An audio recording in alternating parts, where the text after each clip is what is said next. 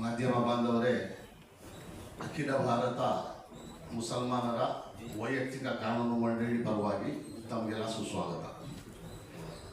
I welcome all the journalist on behalf of all India Muslim personal law board. ಇದು ನಮ್ಮ ಸಂಸ್ಥೆ 1973ರಲ್ಲಿ ಸ್ಥಾಪನೆ ಆಯಿತು. ಇದು ಸ್ಥಾಪನೆ ಆಗಿದ್ದು ಮುಸಲ್ಮಾನರ ವೈಯಕ್ತಿಕ ಕಾನೂನು ಅಂದರೆ ಧಾರ್ಮಿಕ ಕಾನೂನನ್ನು ರಕ್ಷಿಸಿಕೊಳ್ಳಲು ನಮ್ಮ ಸಂವಿಧಾನದಲ್ಲಿ ಕೊಟ್ಟಿರುವ ಹಕ್ಕುಗಳ ಪ್ರಕಾರ ರಕ್ಷಿಸುವುದಕ್ಕಾಗಿ ಸ್ಥಾಪನೆಯಾದ ಅಖಿಲ ಭಾರತ ವೈಯಕ್ತಿಕ ಮುಸಲ್ಮಾನರ ಕಾನೂನು ಮಂಡಳಿ. ಈ ಮಂಡಳಿಯ 1973ರಿಂದ ಈಗಿನವರೆಗೂ 28 ಅಖಿಲ ಭಾರತ ಸಮಾವೇಶಗಳು ಬೇರೆ ಬೇರೆ ಎಲ್ಲ ರಾಜ್ಯಗಳಲ್ಲಿ ನಡೆದಿದೆ. ಈಗ ನಮ್ಮ ಕರ್ನಾಟಕದಲ್ಲಿ ಬೆಂಗಳೂರಲ್ಲಿ 1975ರಲ್ಲಿ ಒಂದು ಸಲ ಆಯಿತು.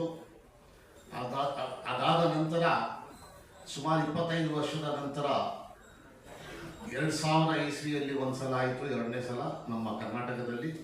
ಮತ್ತು ಬೇರೆ ಬೇರೆ ರಾಜ್ಯಗಳಲ್ಲಿ ನಡೆಸುತ್ತಾ ಈ ಸಲ ಕರ್ನಾಟಕದಲ್ಲಿ 24 ವರ್ಷಗಳ ನಂತರ 2024 ತಾರೀಕು 23-24 ನವೆಂಬರ್ಗೆ ಮತ್ತು ಇಲ್ಲಿ ಇರೋ ಒಂದು ಅರಬಿಕ್ ಕಾಲೇಜ್ ದಾರುಲ್ ಉಲೂಮ್ ಸಬೀಲ್ ಇರ್ಷಾದಲ್ಲಿ ಭಾಳ ದೊಡ್ಡ ಬೃಹತ್ ಸಮಾವೇಶ ಹಮ್ಮಿಕೊಳ್ಳಲಾಗಿದೆ. ಸಬೀಲ್ ಇರ್ಷಾದಲ್ಲಿ ಎಕ್ಸಿಕ್ಯೂಟಿವ್ ಮೀಟಿಂಗ್ ಇರುತ್ತೆ 2 ದಿನ. ಅದರದ್ದೇ ಒಂದು ದೊಡ್ಡ ಸಾರ್ವಜನಿಕ ಸಮಾವೇಶ ಹಜರತ್ ಖುದ್ದೂಸ್ ಸಾಬ್ ಈದ್ಗಾನಲ್ಲಿ ನಡೆಸಲಾಗುವುದು. ಅದು ವಿಶೇಷವಾಗಿ ನಮ್ಮ ಧಾರ್ಮಿಕ ಕಾನೂನುಗಳು ಕಾಪಾಡುವುದು ನಮ್ಮ ಈ ಒಂದು ಅಖಿಲ ಭಾರತ ಮಂಡಳಿಯ ನಮ್ಮ ಗುರಿ ಆಗಿದೆ. ಸಂವಿಧಾನದಲ್ಲಿ ಕೊಟ್ಟಿರುವ ಎಲ್ಲ ಧರ್ಮಗಳಿಗೂ ಎಲ್ಲ ಧಾರ್ಮಿಕ ಆಚರಣೆಗಳಿಗೂ ನಮ್ಮ ಭಾರತದಲ್ಲಿ ಸಂವಿಧಾನ ಪೂರ್ತಿ ಸ್ವಾತಂತ್ರ್ಯ ಕೊಟ್ಟಿದೆ. ಅವರವರ ಧರ್ಮದ ಮೇಲೆ ಅವರವರು ಆಚರಣೆ ನಡೆಸಿಕೊಳ್ಳುವುದಕ್ಕಾಗಿ ಆ ಆಚರಣೆಗಳ ಹೇಗಿದೆಯೋ ಹೇಗೆ ಕೊಡಲಾಗಿದೆಯೋ ಅದೇ ರೀತಿ ಕಾಪಾಡುವುದಕ್ಕಾಗಿ ನಮ್ಮ ಅಖಿಲ ಭಾರತ ವೈಯಕ್ತಿಕ ಕಾನೂನು ಮಂಡಳಿ ಸ್ಥಾಪನೆಗೊಂಡು ಅದನ್ನು ಮಾಡ್ಕೊಂಡು ಬರ್ತಾ ಇದೆ ಬೇರೆ ಬೇರೆ ಹಂತಗಳಲ್ಲಿ. ಈಗ ಪ್ರಸ್ತುತ ಆಗಸ್ಟ್ 8ಕ್ಕೆ ಪಾರ್ಲಿಮೆಂಟಲ್ಲಿ ಈಗಿನ ಸರ್ಕಾರ ವಕ್ಫ್ ಅಮೆಂಡ್ಮೆಂಟ್ ಬಿಲ್ 2024 ಅನ್ನೋ ಒಂದು ಬಿಲ್ಲು ಮಂಡಿಸಿತು. ಅದನ್ನು ಅಖಿಲ ಭಾರತ ವೈಯಕ್ತಿಕ ಕಾನೂನು ಮಂಡಳಿ ಪೂರ್ತಿಯಾಗಿ ವಿರೋಧಿಸುತ್ತೆ. ಅಷ್ಟೇ ಅಲ್ಲ, ನಮ್ಮ ಒಂದು ಕರೆಗೆ ಪೂರ್ತಿ ನಮ್ಮ ಭಾರತದಿಂದ 13 ದಿನ ಮಾತ್ರ JPCಯಿಂದ ಸಮಯ ಕೊಡಲಾಗಿತ್ತು.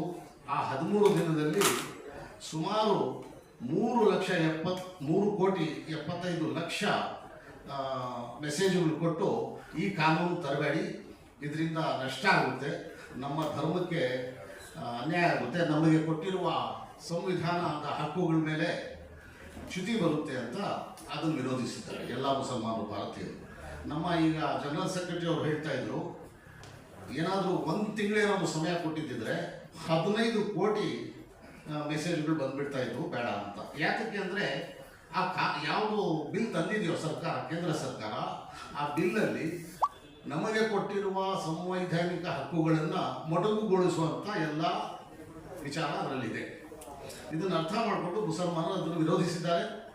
ಎಲ್ಲ 25 ಕೋಟಿ ಭಾರತೀಯ ಮುಸಲ್ಮಾನರ ಪರವಾಗಿ ಅಖಿಲ ಭಾರತ ವೈಯಕ್ತಿಕ ಕಾನೂನು ಮಂಡಳಿ ಅದನ್ನು ವಿರೋಧಿಸುತ್ತೆ. ಅಷ್ಟೇ ಅಲ್ಲ, ಈಗ ಅದನ್ನು ಮುಖ್ಯವಾಗಿಟ್ಟುಕೊಂಡು ಎಲ್ಲ ನಮ್ಮ ಧಾರ್ಮಿಕ ವಿಷಯಗಳು ಎಲ್ಲ ರಾಜ್ಯಗಳಲ್ಲಿ ಆರ್ಬಿಟ್ರರಿ ಕೌನ್ಸಿಲ್ ಮತ್ತು ರಿಲಿಜಿಯಸ್ ಕೌನ್ಸಿಲಿಂಗ್ ಇಂಥ ಒಂದು ಸಂಸ್ಥೆಗಳು ಹುಟ್ಟಾಕಲಾಗಿದೆ ನಮ್ಮ ಮಂಡಳಿ ಪರವಾಗಿ.